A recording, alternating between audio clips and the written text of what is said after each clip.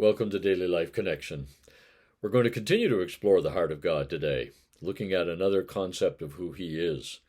The last couple of days, we've been looking at the God who justifies or declares innocent, the God who makes us righteous or declares us qualified.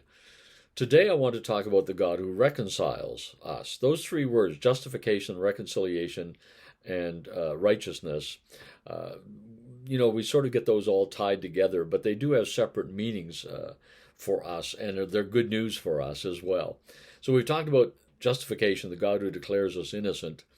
We've talked about righteousness, the God who declares us qualified for every blessing. And now today I want to talk about the God who reconciles us. In 2 Corinthians chapter 5, it talks about God has reconciled us.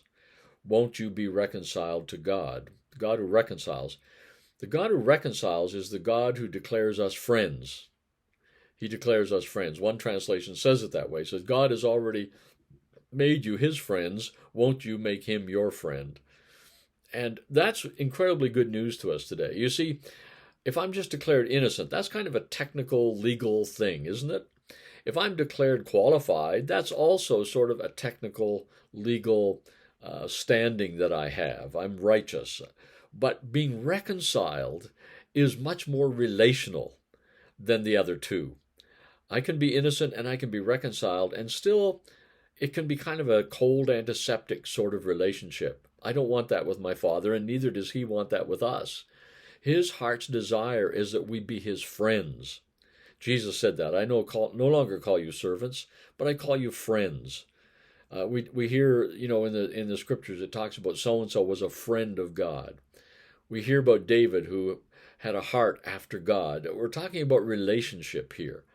And the reason that God declares us innocent and declares us qualified is so that we are open to have this amazing relationship with him. That's incredibly good news, isn't it? You see, if I am feeling guilty, and I know I'm guilty of a crime, I'm probably not going to have a close friendship with the judge. If I know that I'm not pre-qualified, I'm not qualified for something, then I'm probably not going to exercise my right, or I'm not going to exercise an attempt. If I know that I'm not pre-qualified for a new credit card, then I'll probably be turned down. I won't even bother applying for it. Well, so it is with us. If we are not declared innocent by God, if we're not declared righteous by God, qualified by God for everything, then there's a high likelihood we won't bother trying to be friends with God. So I really think this is a powerful truth today that we need to get hold of, meditate on, and incorporate into our lives in a powerful way. God has made us friends. He's made us friends. He's reconciled us. When did he do that? Well, in that same place in Corinthians, in Romans chapter 5, he talks about when he did that. Let me just find it here. He says, though while we were still weak, at the right time, Christ died for the ungodly. Indeed, rarely will anyone die for an unrighteous or for a righteous person, though perhaps for a good person someone might actually dare to die. But God proves his love for us in that while we were still sinners, how much more surely then that we have been justified or made righteous by his blood will we be saved from him. Wow, isn't that amazing? Verse 10, for if while we were his enemies, we were reconciled to God through the death of his Son. When did he reconcile us? When did he declare friendship with us established? When Jesus died. And you see, that's that good news again. It's not, in evangelism, it's not telling people, you're an enemy of God, and if you want to get on his good side, if you want to be friends with God, you've got to do this and this. No. The good news is this, clearly in the Word of God, while we were yet sinners, while we were still sinful, God reconciled us through the death of his Son. When did your reconciliation take place? Not the day you accepted Jesus. It took place on the cross. You accepted it. It became real to you. When you entered into a faith relationship with him, it became real to you. But that isn't when it happened. It happened when he died on the cross. That's the good news we have to share with people around us.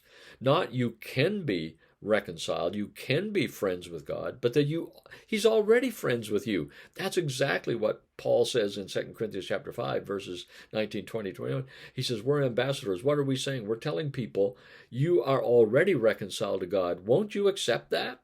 Won't you accept that as being true? Won't you begin to walk in that wonderful truth? You see, if somebody new moves into the neighborhood and they're really an important person, and I'm thinking, I don't know if they even know me, if they heard about me, do they know good things about me or bad things about me?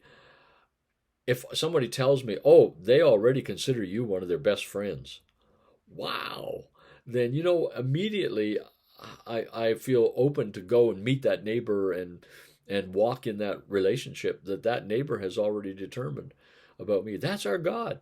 He's already said, you're a friend of mine. You're a friend of mine. Won't you be friends with me? I'm already a friend of yours. I've already established that. That's what it means to be reconciled to God.